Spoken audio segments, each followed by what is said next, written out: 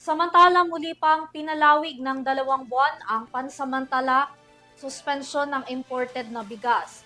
Yan ay matapos na aprubahan ni Pangulong Ferdinand Marcos Jr. ang hiling ng Kagawaran ng Agrikultura para mas mapag-aralan pa ang polisiya habang tinutulungan nito ang mga magsasaka na mapataas ang kanilang kita sa palay. Tunghayan ang kabuuan ng balita sa aking report. Aprobado na ni Pangulong Ferdinand Marcos Jr. ang naging rekomendasyon ng Department of Agriculture o DA na palawigin pa ang rice import ban hanggang katapusan ng 2025. Kinumpirma ito ni Agriculture Secretary Francisco Tiu Laurel Jr.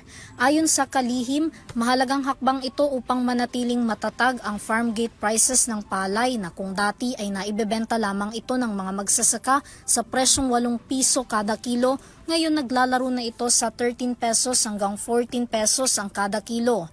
Matatandaan na una nang sinuspende ng 60 araw ang pag-aangkat ng imported na bigas noong September at natapos ng October 31. Sa halos 2 buwan daw na ito ayon sa DA, nakita nila ang bahagyang pagtaas sa presyo ng palay kasabay ng anihan.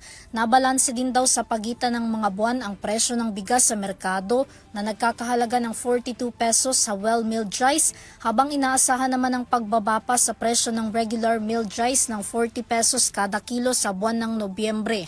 Samantala, sinabi ng DA na ang pansamantalang suspensyon sa pag-aangkat ng bigas ay gagamitin nilang batayan upang pag-aralan ang galaw sa presyohan ng bigas sa farm gate at retail market habang napoprotektahan naman ito ang mga magsasaka.